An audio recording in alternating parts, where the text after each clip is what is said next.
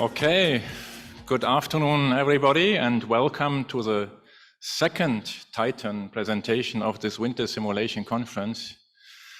Now, when WinterSim was awarded to Singapore 5 years ago, more than 5 years ago, I was discussing with Lu Hei, who could, already at that time, I was discussing with Lu Hei who could possibly be the Titan speakers, and we agreed that Lu Hei would select one and invite one person, and I would select and invite the other person. And for me, the decision was actually very easy, because all the way since 2000, when I met Leon for the first time in Atlanta, Leon, you would probably still remember that day because it was snowing in Atlanta at that time, something that doesn't happen so often in that region of the United States. And since then I have met Leon many times, most of the times at the Winter Simulation Conference.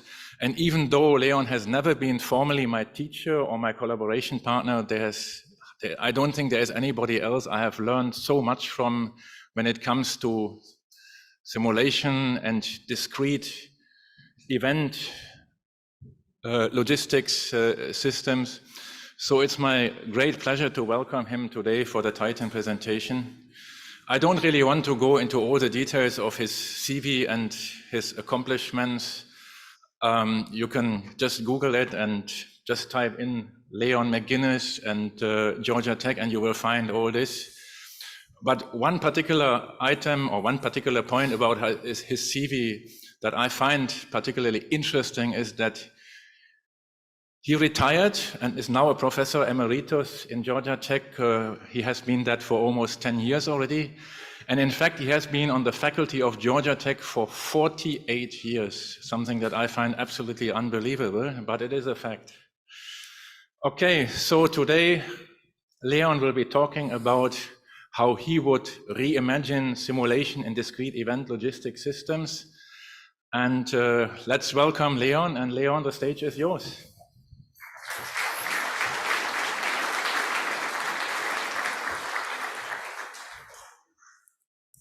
Thank you, Peter. Wow. I really appreciate you inviting me to do this. It's been a challenge. It's been a really long journey for me.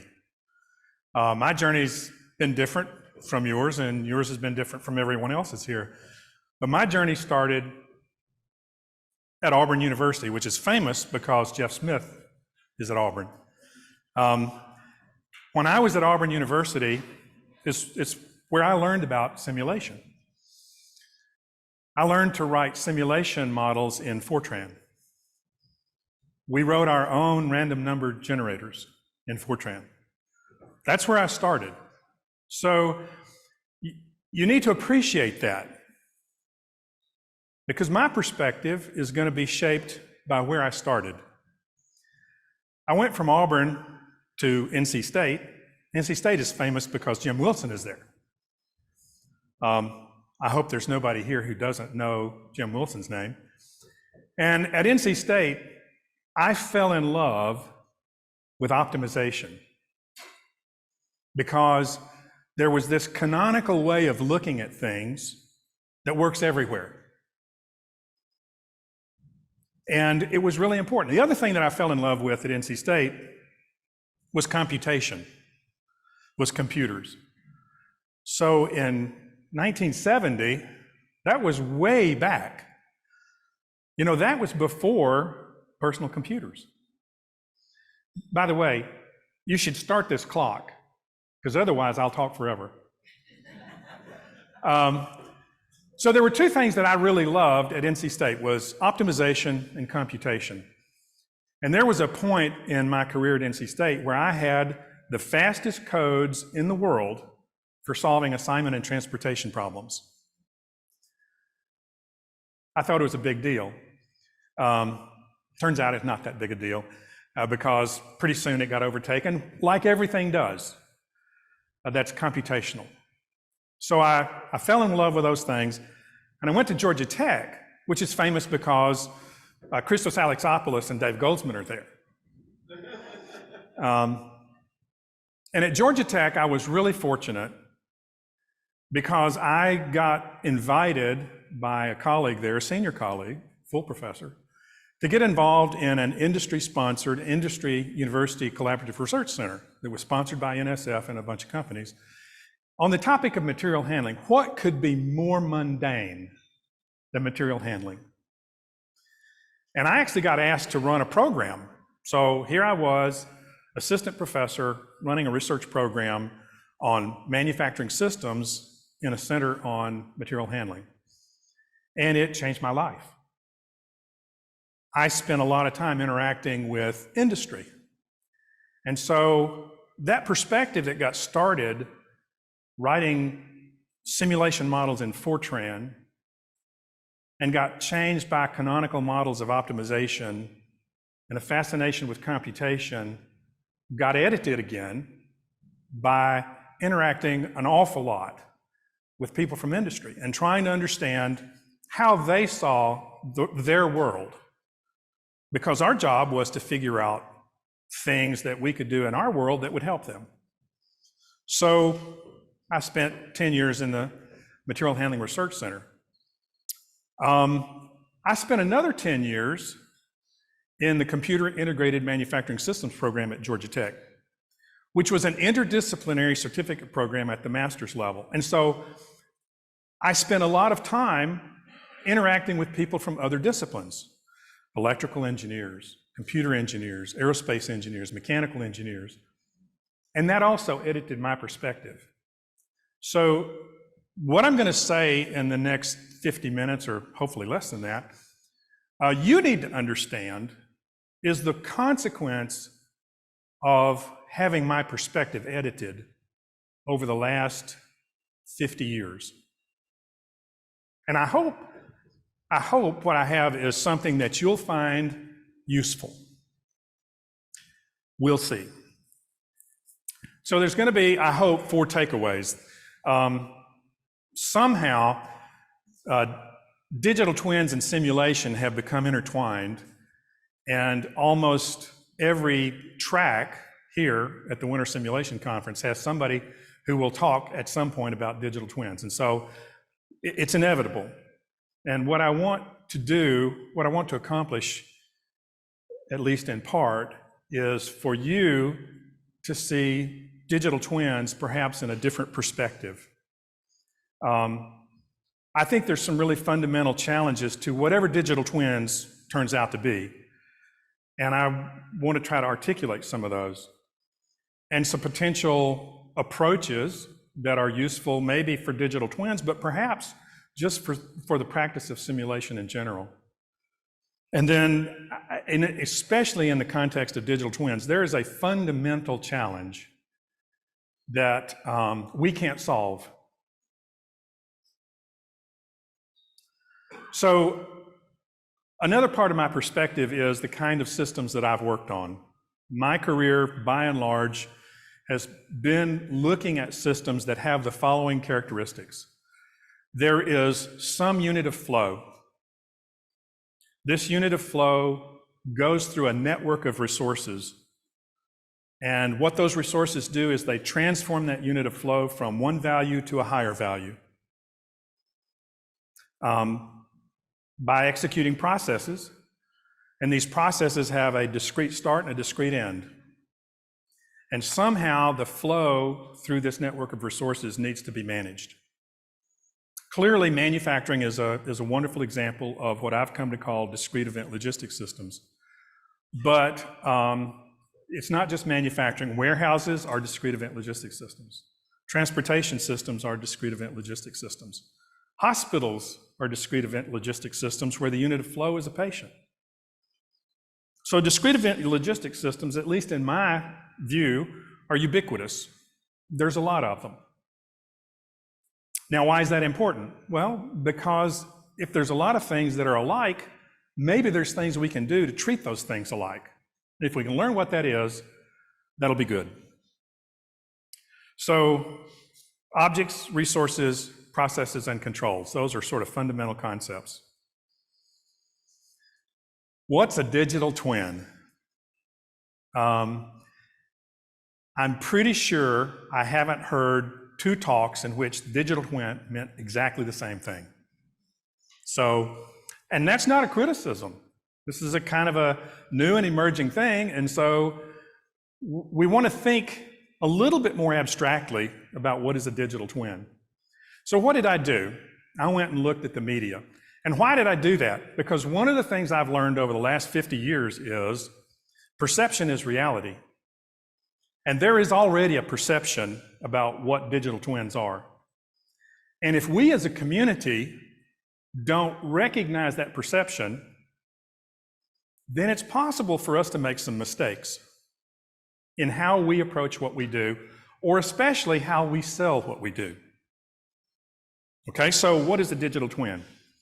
You go and look at the media, and one of the kinds of things you'll see is this: the notion that the airplane you flew here on, if you're not native to Singapore, had a jet engine for which there's a digital twin somewhere that's taking information off that jet engine and trying to make an assessment about the health of that jet engine.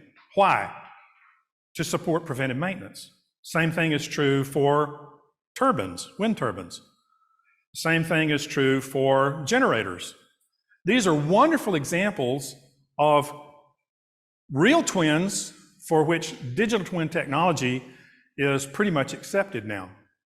These are all examples of things that you might call observer digital twins. And so what you ought to ask is, what is the technology that enables these observer digital twins? They're used largely for asset management. And for that application, they're terrific. They're saving money, maybe saving lives. It's not mysterious. Nobody questions this. What are the technologies that support it? Well, there are models of the system as a system. There are CAD models of the jet engine, the turbine, the generator, that describe every element of that system and how every element of that system is connected.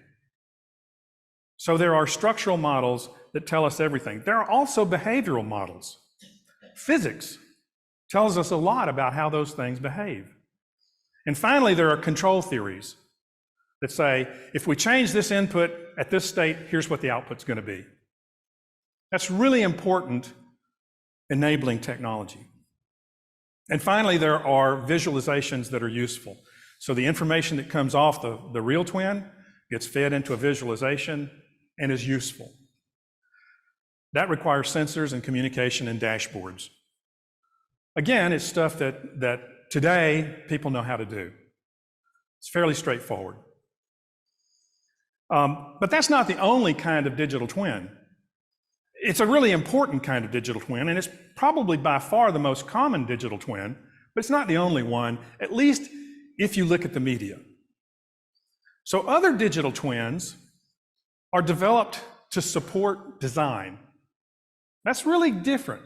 The observer digital twin is developed to support operations and maintenance. This other kind of digital twin is created to support design, so that someone can design an object or a system, and using this digital twin can see how it's going to work, can start to make design decisions, right? So does it open the right way? Can I grip it? Really critical. In fact, this sort of digital twin can be made interactive using virtual reality. I'm told, I read an article that said that the US Air Force has essentially designed the next generation warfighter, and built it and flew it. But they designed it using these digital twins. So we might call these virtual digital twins. So we have two kinds. We have observer digital twins, which are related to something that exists, and we have virtual digital twins that are related to something that's being designed. A significant difference, I think. Where you see this virtual digital twin methodology being applied is in specific domains. That's important.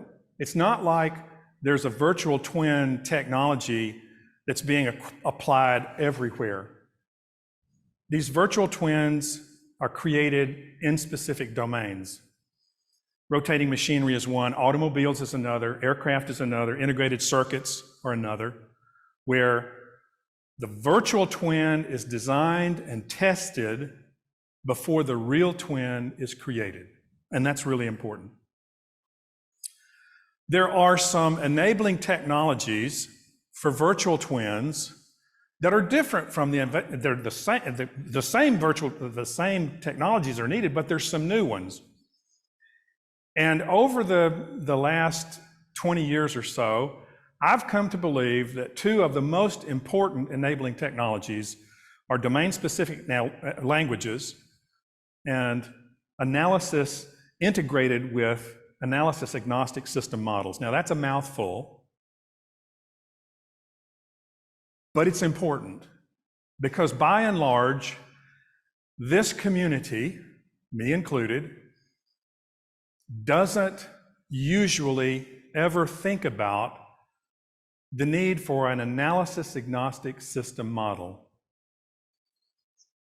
Our history, our legacy is that we are incredibly creative at creating simulation models, not at creating analysis-agnostic system models. I once had a project with an industry client, and when I went to the plant to understand what was going on, and I asked, where's the description of this factory? And they said, well, we have a simulation model. And I said, that may possibly be the worst way to describe your factory. And the reason is, it's such a limited view.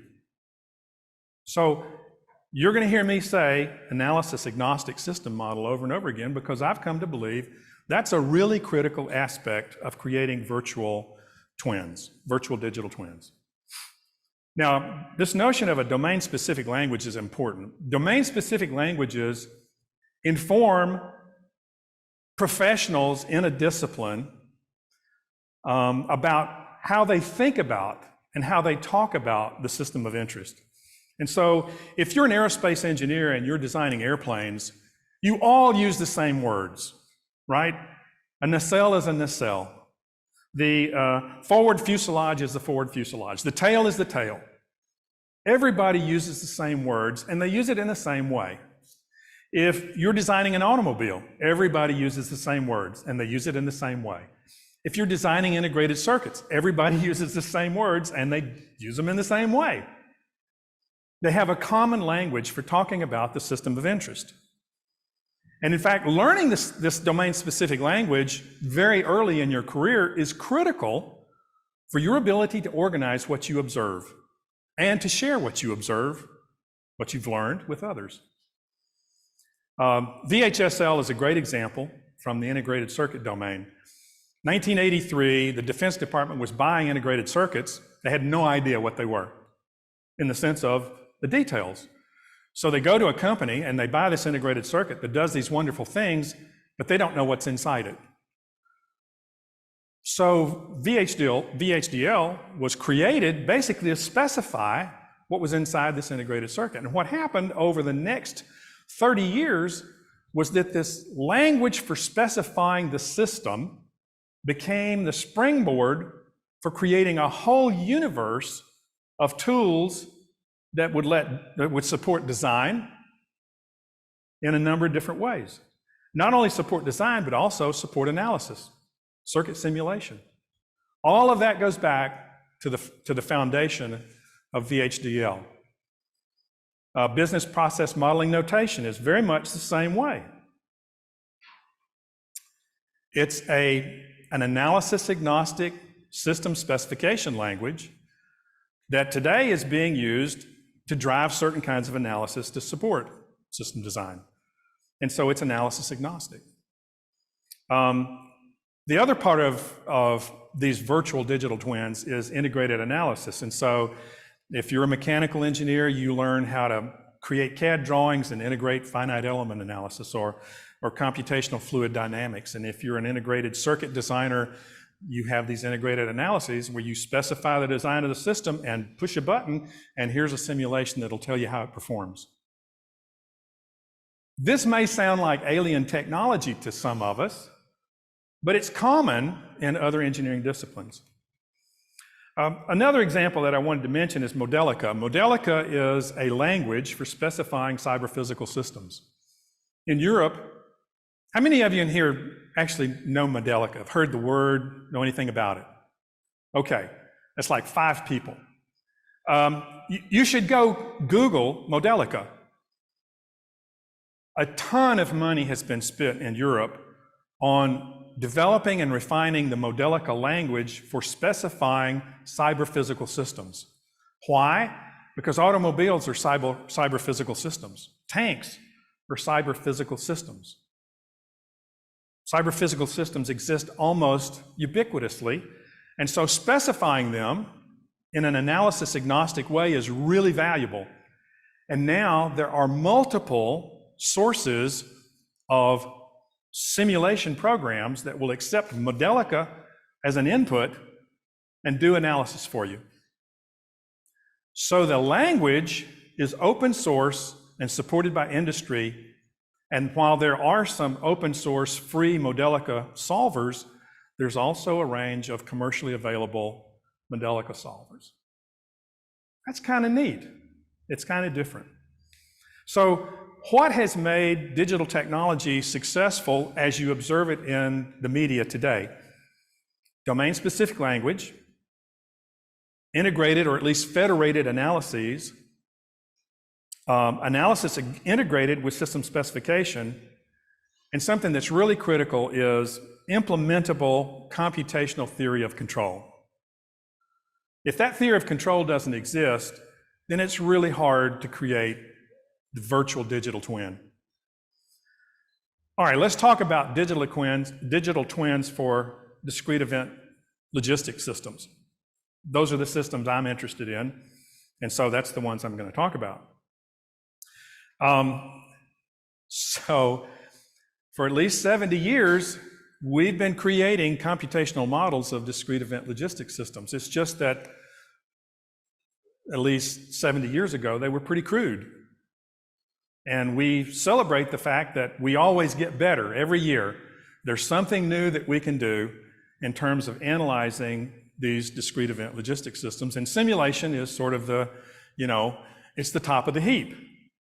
So we do these computational models, these digital twins, and we do them mostly in a virtual form, not so much as observers.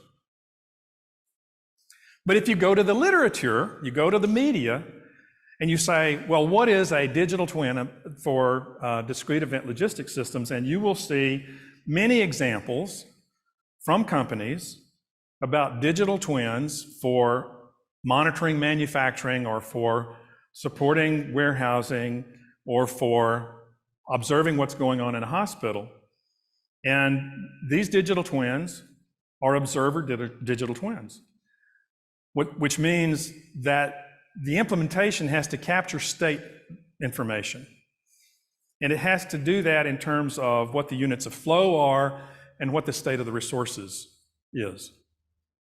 And so state changes, whether those occur or are detected by sensors or by transactions, inform the digital twin about changes of state. So there's instrumentation and there's representation. And again, for these kinds of digital twins, the technology required to do that is not, it's not alien technology. It's pretty common today. And so these observer digital twins are happening a lot. Here's the question that I would ask. How do you make sense with this observer digital twin? Now we have the real hospital, the real warehouse, the real factory, and we're bringing information in about the state, and we have some sort of dashboard that's displaying all of that. How do we make sense of it? Does it depend on my intuition to make sense of it? Or is there some fundamental underlying explanatory model? And if there's some fundamental underlying explanatory model, I want to know what language that model is expressed in. Because if it's expressed as a simulation model, I would guess that about 99% of the people won't have any clue. So what's the underlying language in which that explanatory model is expressed? That's a problem. You can also find examples of, quote, virtual digital twins. And these are, I love these. They are exciting, they're appealing, they're compelling, and we've tried to do some of it. On the left is an example of a factory for modular housing that we've developed at Georgia Tech. That's the royal we, I did zero of the work, showing everything that happens in that factory. On the right is a VR application for demonstrating and testing a kitting operation. And I can tell you that these are useful, important, valuable things to do, and expensive, take time, they're complicated, takes a lot of money, and if you want to maintain it, it takes more money. There's something that's missing here when we come to discrete event logistics systems in terms of routinely being able to create virtual digital twins. And I think it's reasonable for us to ask, what's missing? What is it that we need that would make it possible for us to create, in the context of discrete event logistics systems, virtual digital twins that would support design? Because that's the part I think that, in fact, most of us are interested in, is how do we support design? So what's missing? What's missing is the analog of those things that make virtual digital twins in rotating equipment and automobiles and airplanes and integrated circuits possible. What's missing is a useful domain-specific language. What's missing is a common theory of control that could be used across this domain. What's missing is analysis-agnostic system models and integrated analyses that go from these analysis-agnostic system models into analysis. So I'm going to give you a quick run-through of, here's a thought. These problems are not insoluble. They're not. Maybe they take a different perspective. They require a different perspective in order to solve them. So let's talk about, just for a moment, domain-specific language for discrete event logistics systems. Pretty common to think about in systems, to think about separating structure and control, the structure and behavior of the system itself from the control of the system. So that's a basic conceptual framework that we ought to use. So we want a domain-specific language that's based on a way of thinking about that discrete event logistics system, which means it can't be an analysis language. It has to be a language that addresses the system as a system. So what are the elements of that? Well, it turns out, I don't think it's that complicated. These systems, these discrete event logistics systems, always have a product. Maybe the product is an airplane, or a car, or a modular housing unit, or a patient going through a hospital. That's the unit of flow. So there's a product. And in fact, in manufacturing or in warehousing, that product is actually a network. You can describe it as a network. There's a car, there's the major subassemblies of the car, then there's, you just keep going down that network until you get all the constituent parts. We know how to represent that. We've been doing this for, hundreds of years. So describing the product, at least in the manufacturing and warehousing context, is straightforward. Describing the product in a hospital may be a little more complicated because we don't know going in what are the properties of that product, which means that what happens in the hospital is partly detecting the properties. There is a process through which this unit of flow is transformed. In the modular housing example we're working on right now, what comes in is structural material, steel or lumber, flooring, plumbing components, wiring, et cetera, and all of that stuff that comes in, each piece of it goes through some process where it gets transformed. It gets bent, it gets cut, it gets connected, it gets hammered, processes take place. So when the product is defined, at some point, there has to be a process definition. Someone has to define the process. So for every product object, there's a process. And because the product is a network, there will be a network of processes. It's pretty straightforward. This network of processes, and here's a place where I've run into real complications in dealing with people in industry, because when I talk about process, I'm talking about this abstract thing, a description of a transformation. And when I end up talking to people in industry, very often they confuse process and resource. So resources have process capabilities. And so what we have to do is make sure that when we've got a product and we know what the processes are to transform that product, that we can find a resource for each one of those processes. So every process that we need, there has to be some resource that has that process capability. Now, little side here, when we talk about describing resources, resources have properties, and one of those properties, one of those classes of properties is, what is that resource's process capability? So resources are organized in a network.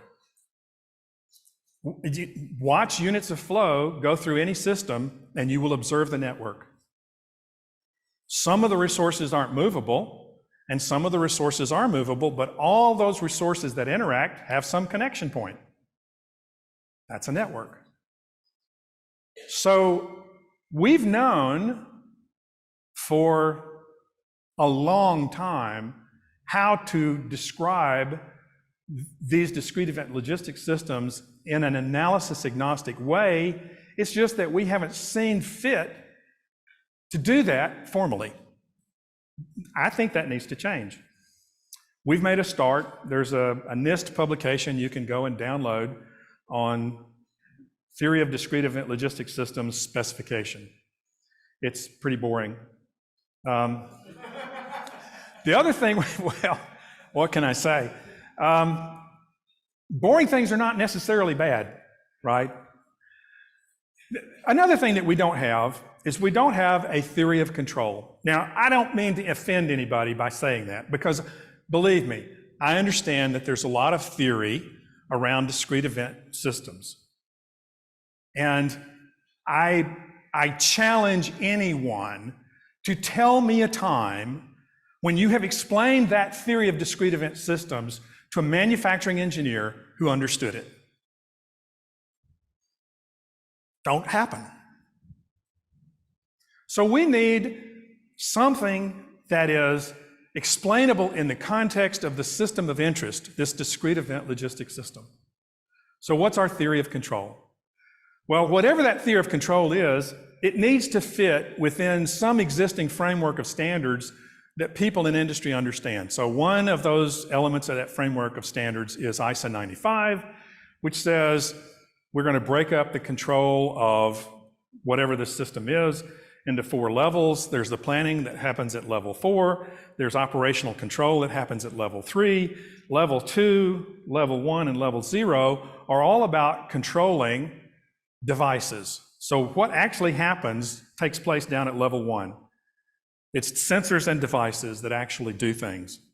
So our theory of control has to fit into that. If it doesn't fit into that, it's not going anywhere. So let's talk about L3 controllers, because that's where almost all of what's discussed here happens at L3, at level 3 control. And so if we use our language for discrete event logistics systems to specify the base system, product, process, resource, then we've got a way to talk about that. We can describe the structure and behavior.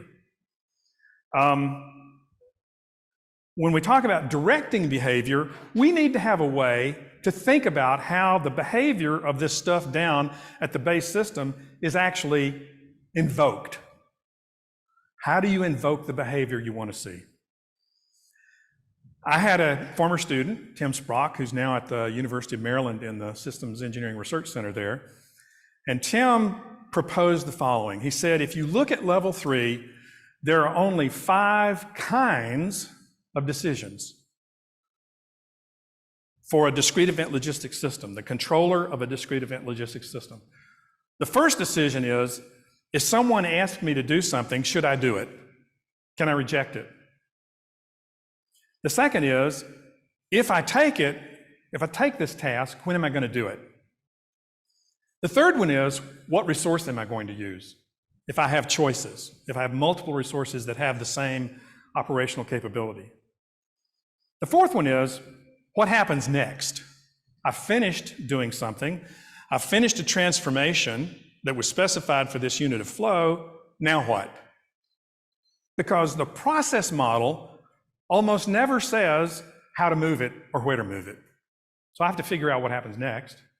And the fifth one is, I have resources whose states I can change. They can have multiple process capabilities, just not all at the same time. Changing the mask on a photolithography machine, as an example. So those are the 5 kinds of decisions. Well, you know, if there's only 5 kinds of decisions, we ought to be able to structure a controller to accommodate that.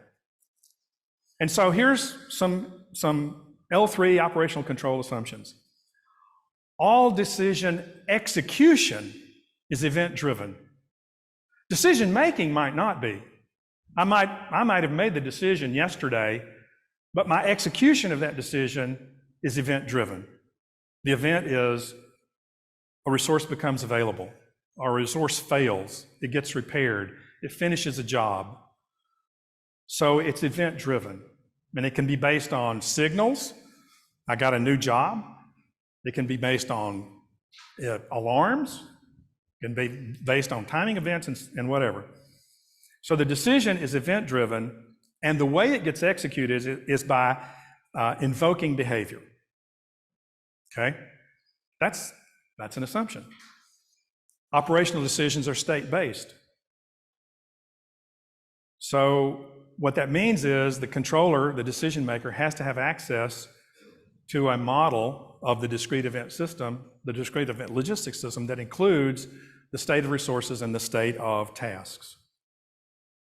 And the way it gets imposed is by invoking the behavior of resources. Either resources that are in the controller's domain or in somebody else's domain. So it's an invocation of behavior. So a lot of you out here will say, oh, that's just a call. That's a function call. Yep, that's exactly right. Now, this is a theory of control. The actual implementation of it can take many different forms, as long as those forms conform to the theory.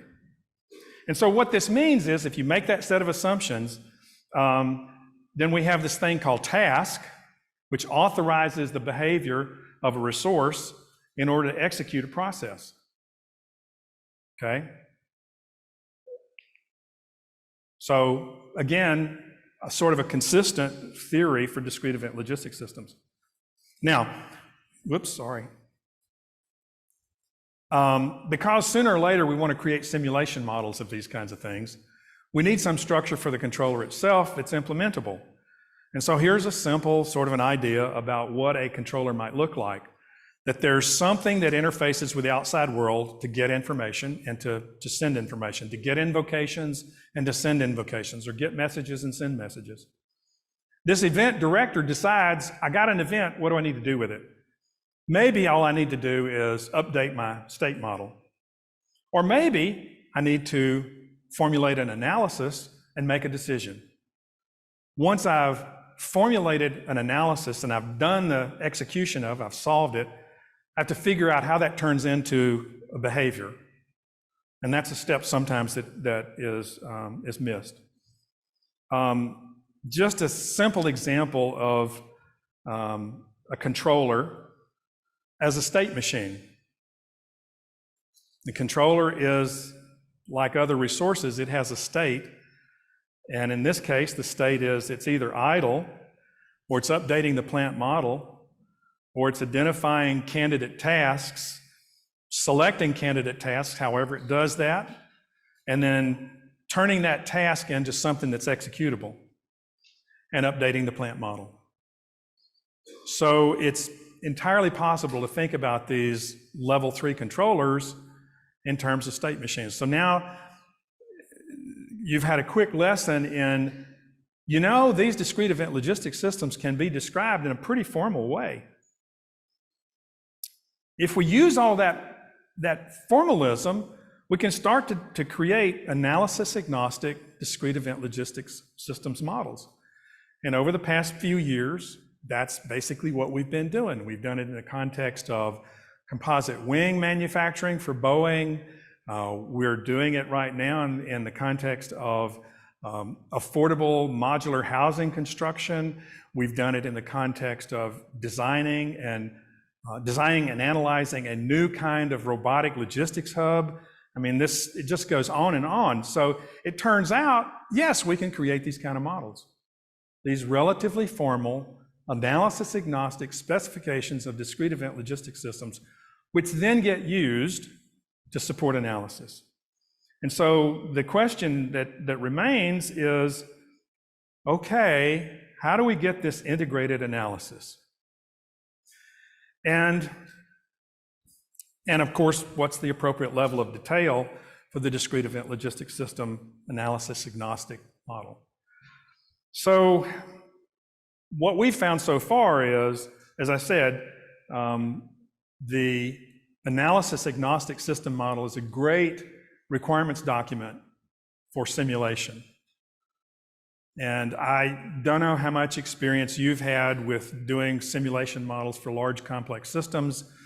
Mine has mostly been bad because there's so many false starts and so much ad hocery that once the student leaves, you may as well burn it because nobody else is ever going to be able to use it. We've got some success with demonstrating that you can go directly from system models to analysis. It's still hard to do, but I'm convinced that there's more to learn here, there's more to do here, and that there's a point at which we're going to break through and we'll be able to have some of the same kinds of tool chains for engineers who are designing discrete event logistics systems that the engineers have who are designing integrated circuits or automobiles or airplanes. That may be a dream, but it's a dream. Lots of opportunity. One of the things that we don't really have in this domain is we don't have canonical models. Now, just in case that someone's saying, what do you mean? Well, that's the canonical model that I learned about optimization. And it works everywhere, with some limitations. But we don't have those kinds of canonical models, I guess, except for queues and networks of queues, right? So the question is there a set of canonical models that we can specify and use to create federated or integrated analyses for analysis-agnostic systems models of discrete event logistics systems? And so we need to figure out what those canonical models, that set of canonical models, and then how do we take these analysis-agnostic system models and generate these canonical analysis models. So final thought here. There was a presentation this morning which actually stated this problem. And the problem goes like this.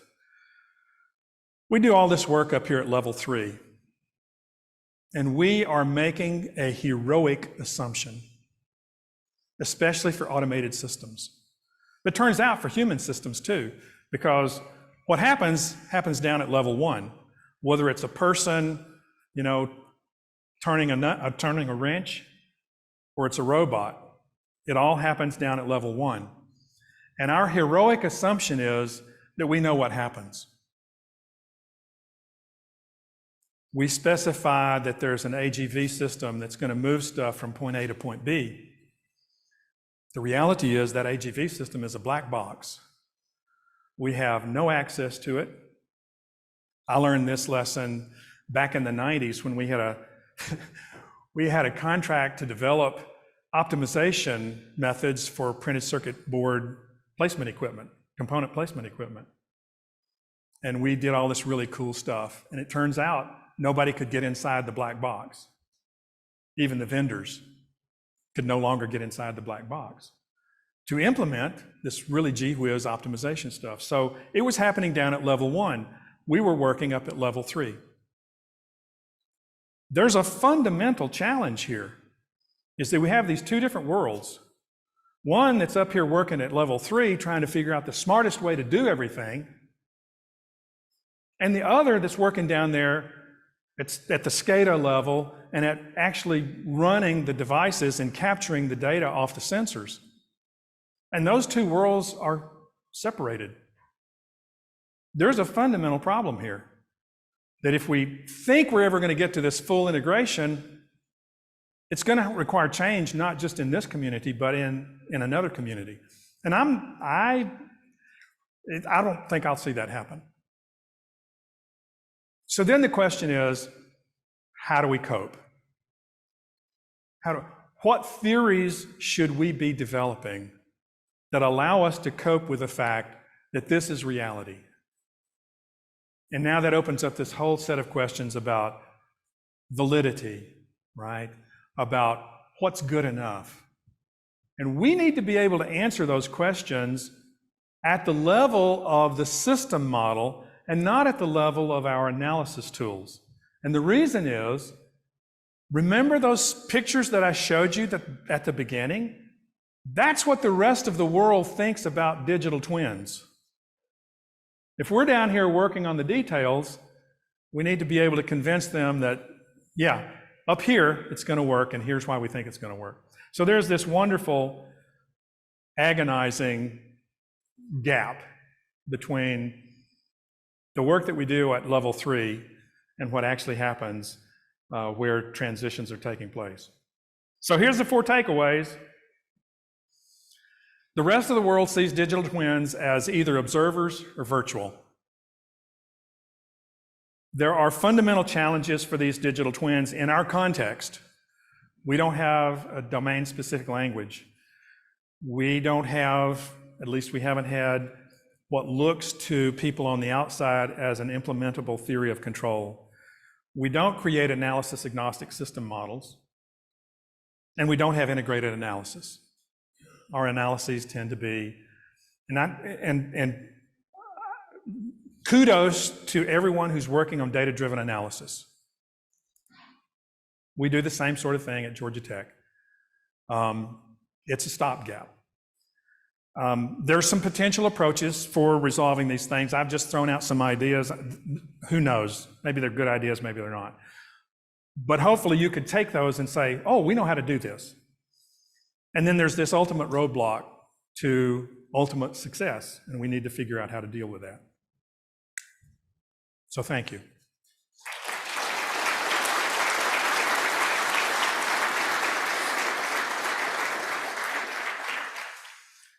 And I suspect there's got to be some questions or some aggravations or expressions of frustration. Yes, I thank you very much, Leon. This was really a great presentation. And yes, I think we do have time for a few questions. Kata?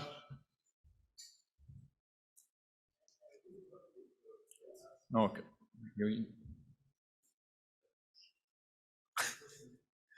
You will get another microphone. Totally with your analysis. I believe there's a need to separate the observant model from the analysis model. And I think with, for example, Industrial 4, which Digital Twin has derived from, are we going to go around trying to map out our problems in PowerPoint or Word, not using any standard way to describe what our problems are? You know, there needs to be some standard way to describe what the problems are so that people can understand that. Similar to what's been done in electronic engineering, where they seem to have a method for describing what the problems are without having the analysis part of. Okay. Yeah. Great question, Cale. I mean, it's a great question. When we took on this project with Boeing to help them model the composite wing factory, we're talking to the person who does all the simulation for them, and he said, you know how I get the information I get? PowerPoint and Excel, right? And then he has to interpret that. And the problem is there's not a standard domain-specific language. The people who are working there don't think about what they're doing in using any sort of abstraction, right?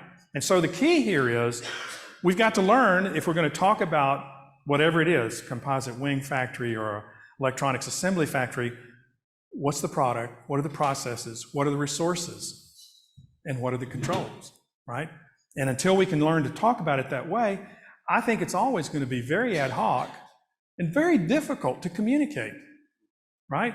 So you're bringing up the issue.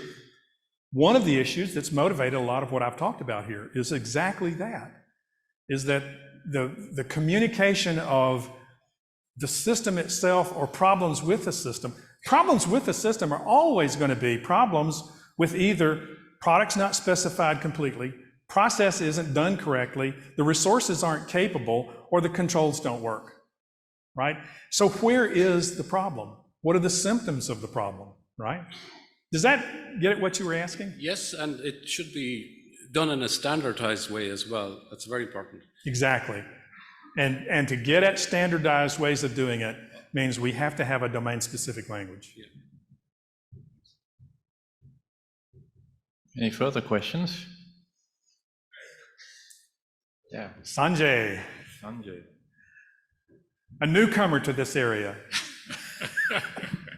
Not really. Sanjay's been doing this kind of stuff for, I won't say how long. So, but and that's probably a discussion we have had before. So this, and Kethel just brought that up too, this need for standards. And what you have done in SysML is like a standard, right? The challenge and another roadblock, and I almost expected that that might be the roadblock you are going to bring up once you have the solution, and you have had SysML now for 10 years. Oh, SysML is probably 15 years old now. So it's been a while, but it is not being adapted. So what's the challenge here? So is there first of all, let me challenge your claim that it's not being adopted. SysML is widely practiced. Well, within our field, in terms of... Oh, within our field? That's no. what I meant, sorry. Yes. Yeah, within our field. And so there's this other challenge about what's the incentive for, and I don't want to throw bricks at vendor community here, what's the incentive for vendors to start adopting that? You give us a model in SysML and we'll turn this into simulation. I know your students have done some of that work, but yeah, how do we get there? Thank you for reminding me of that shame. SysML is a tool, like any other tool. The issue is, what's the domain-specific language? What we've done has been expressed using SysML, but the point is to get back to a domain-specific language, however you want to express that, right? So number one, that's just the tool that we've used. And it turns out it's a really capable tool, right? How many people in here refuse to use Excel? No, well, 3, okay? So why would I bother to learn Excel? Well, it's because it's useful. Why would I learn to bother Power? Because it's useful, right? We learn to use tools because they're useful. And if you don't believe that we need analysis agnostic system models, then you will never learn any tool for creating analysis agnostic system models. That's just reality.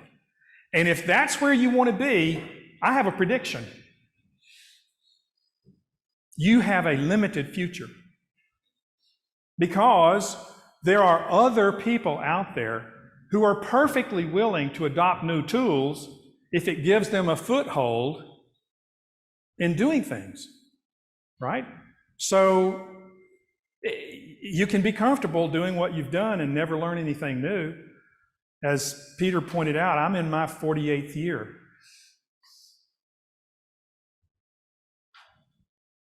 It's up to you.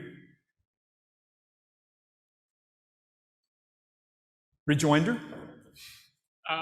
Now, as you said, you're in 48th year. I'm somewhat less than that, but we'll just keep watching, and probably would not happen before we retire. Yeah. So. I think so. To be serious, Sanjay, the fundamental here is that our brand of simulation, discrete event simulation modeling, has a limited domain of application if it requires me to be an artist in order to create a model. And if you go to companies today who depend on discrete event simulation, like an Intel, they have a staff who are really experts at that, and they go way beyond any simulation language because they have to customize it so much. And the challenge in that kind of situation is, how do you bring new people in? What is the mechanism that you use to archive and transmit knowledge about the system that you work on? And if the method that you use to archive and transmit knowledge about that system is augmented simulation code, you are at risk. Because young people come in and you're going to have to either pay them an enormous amount of money for them to be willing to make this their life, or something else has got to happen.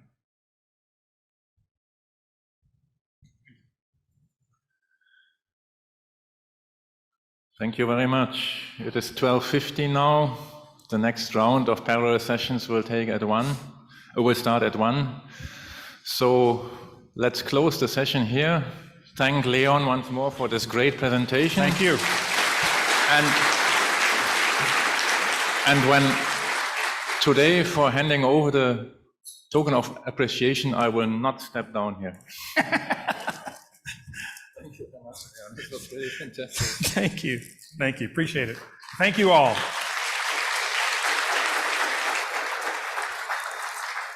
All right.